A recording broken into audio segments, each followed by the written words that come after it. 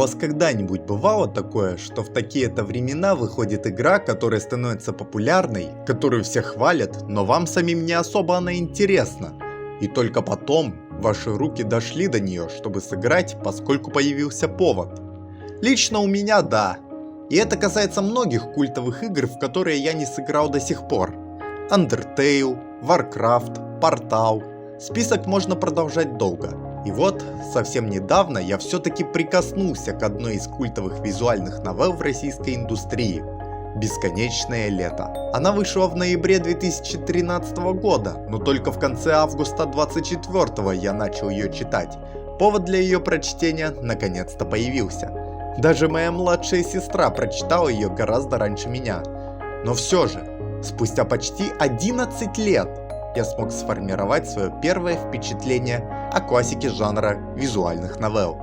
Всем привет, меня зовут Крутой Лорд или же Стип Лорд, и сегодня я расскажу вам о своем опыте игры в Бесконечное лето. Заранее хочу предупредить, что в данном ролике могут содержаться спойлеры, поэтому если вы не читали новеллу или упустили моменты, которые присутствуют в данном ролике, я рекомендую воздержаться от просмотра. Помните, вы были предупреждены. Ну а остальным я желаю приятного просмотра.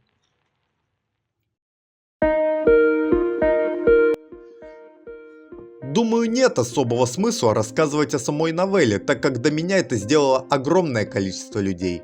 Куча обзоров, история создания, интервью с ее разработчиками. Кажется, что все уже было сказано. Однако не стоит сомневаться в том, что Бесконечное лето оказало огромное влияние на всю историю РУВН. И хоть я не состою в фандоме самой новеллы, но все же я могу уверенно сказать, что зародившееся сообщество вроде LD News – это один из показателей культовости новеллы, о которой я и веду речь. Куча всеразличных модов на БЛ, а также зародившиеся оригинальные проекты, вдохновленные ею, тоже показывают, что есть в этой новелле что-то такое, что по-настоящему завораживает ее читателей. В чем же ее культовость? Вопрос сложный в плане дачи полного ответа, так как пунктов для него достаточно много. Это тебе и художественное оформление, и история, и характер персонажей, и саундтрек, и ностальгия по прошлому, и даже какая-то своя эстетика. Каждый найдет в ней что-то свое. Список большой, но расписывать каждый пункт по отдельности я не буду. Времени уйдет слишком много. Это все, что я могу рассказать о самой новелле. Стоит сказать, что мое знакомство с визуальными новеллами состоялось в конце 2010-х годов, 18-19, что даже тогда считалось большим промежутком времени с момента выхода Бесконечного лета. К тому же за те годы мой опыт в плане ВН ограничивался тайтлами 18+, а также мелкими проектами, в одном из которых я даже поучаствовал как композитор. Спойлер, проект заброшен. В какой-то момент я сам решился создать свою визуальную новеллу, но с БЛ она никак не связана. Однако об этом я расскажу в другом видео. Бесконечное лето я скачал в феврале 2023 года на платформе VK Play. Установил ее на ПК, но руки никак не доходили до нее вплоть до ранее мной упомянутого конца августа 2024 года. Поводом стало задание по работе с саундтреком, а также со звуковыми эффектами для одной новеллы, о которой я также поведаю в другой раз. Так вот, я решил, что изучение культового тайтла даст мне больше понимания в требованиях ко мне. Однако это точно была не единственная мотивация для прочтения.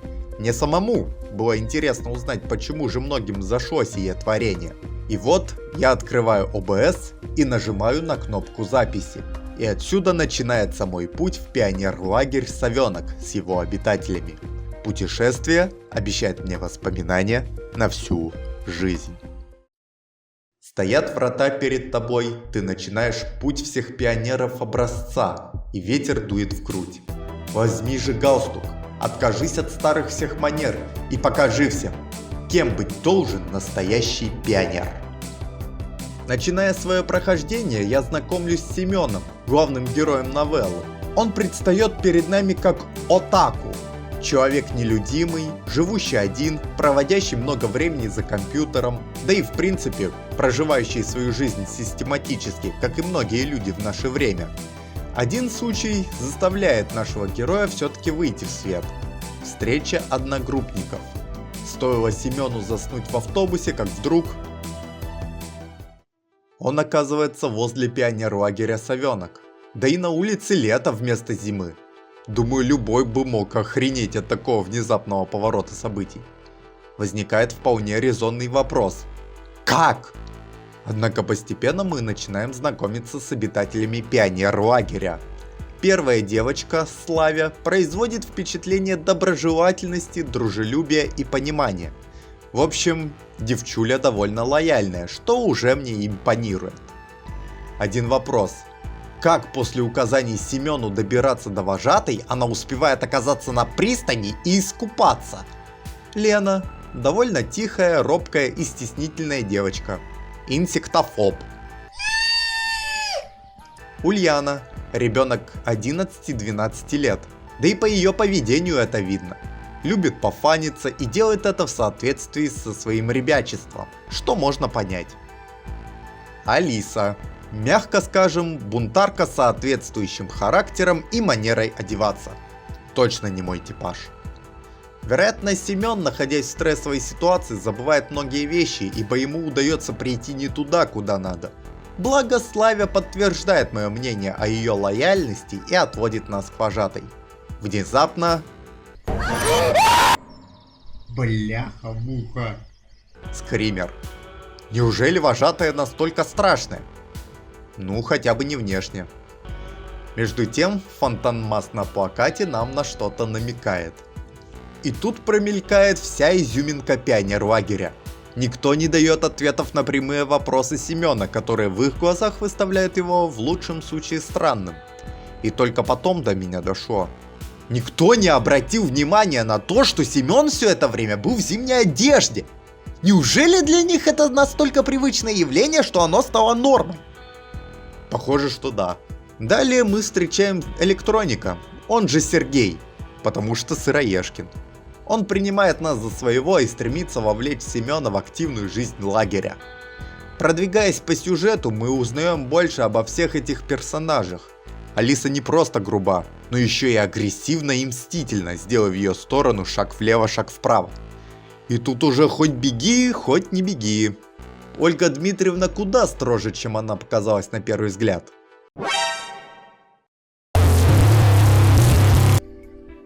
Но ты-то не против? В домике Ольги Дмитриевны горел свет. Я аккуратно открыл дверь и вошел.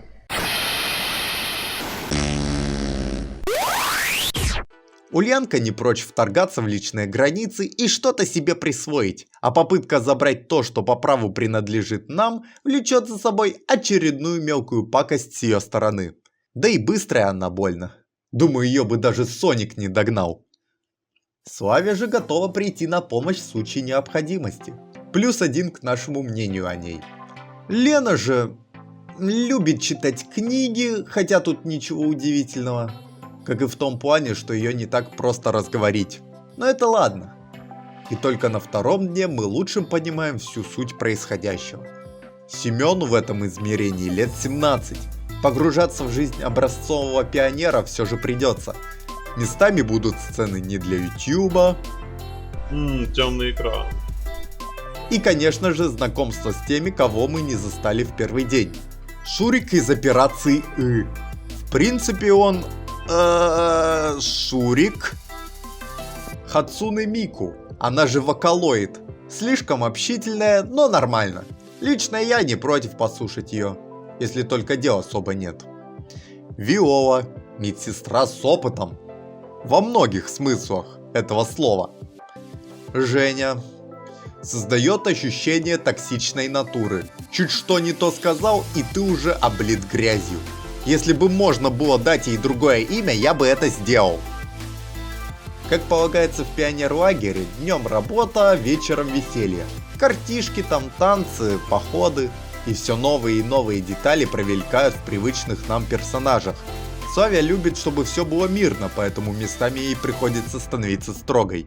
Хотя до вожатой ей далековато. Алиса ищет к себе внимание, даже если ей придется прибегнуть к манипуляциям. Теперь я больше убедился, что такую особу надо слать куда подальше. Ульянка считает, что мир крутится вокруг нее и все должны следовать ее прихотям. Впрочем, ничего удивительного для нее. Может, вырастет, и эта инфантильность пройдет.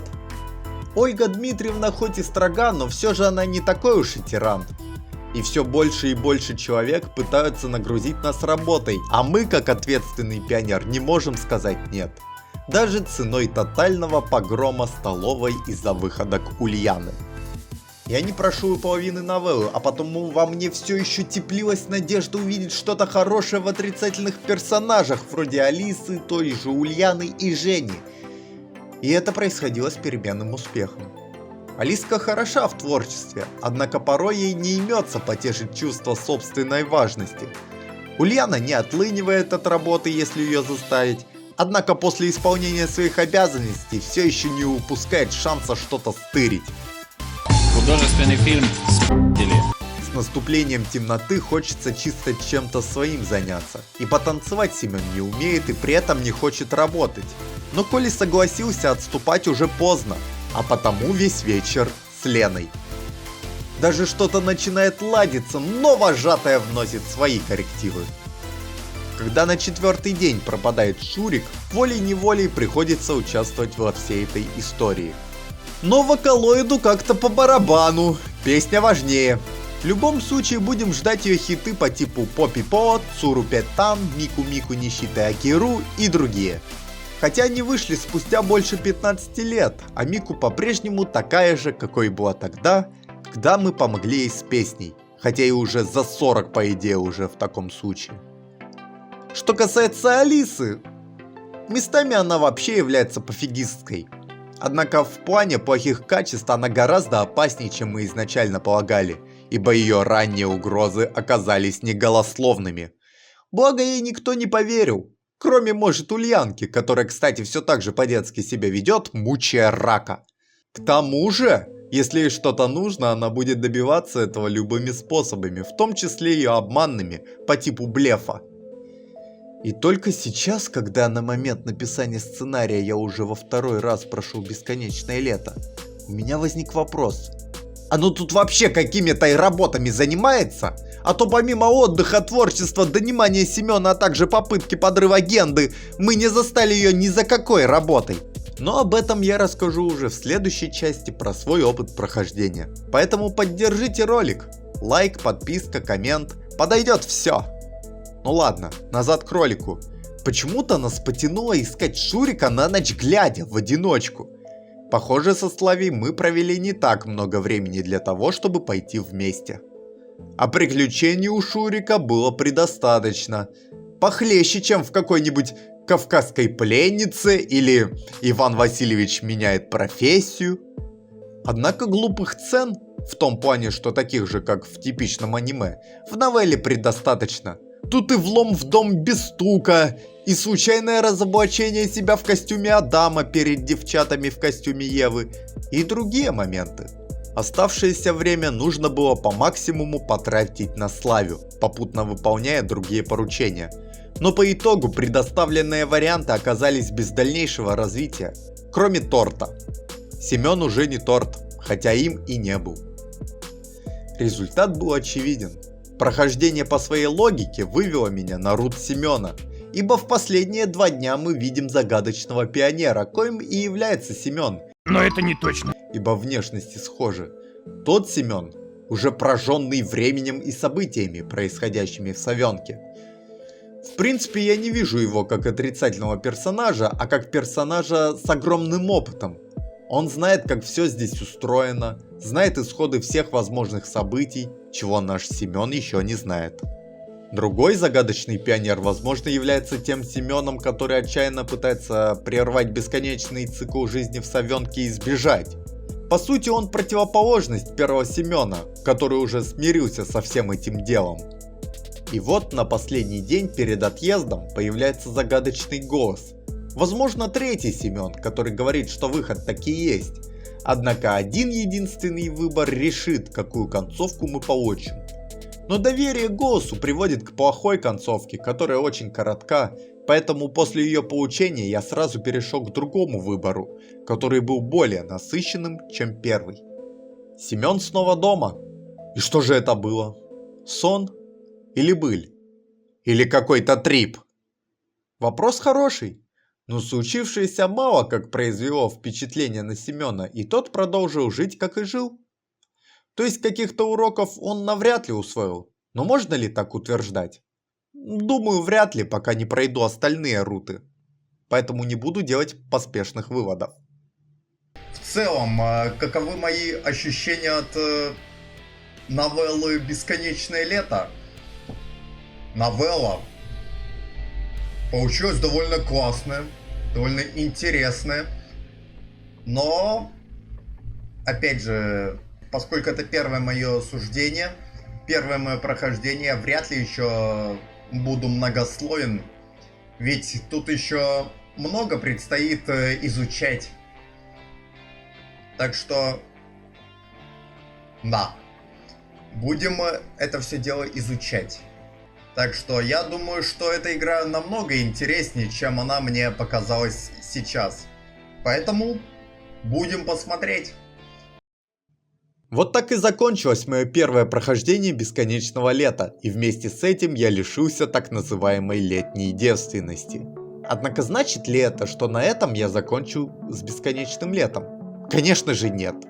Формально я получил только одну концовку, а значит надо будет узнать, что же будет ждать Семена, когда тот направится в сторону девчат, Слави, Лены, Мику и так далее. Но это уже пища для новых прохождений. В скором времени будет вторая серия моего опыта с Бесконечным летом, где я и сосредоточусь на других рутах.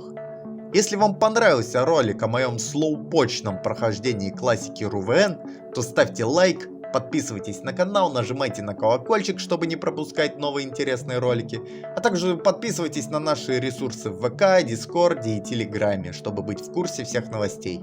Если хотите поддержать меня, в описании также есть ссылка на Бусти, где в качестве эксклюзива уже выложено полное первое прохождение Бесконечного лета. Ну а с вами был Крутой Лорд, спасибо за просмотр, и как всегда, да пребудет с вами Женя Воронова.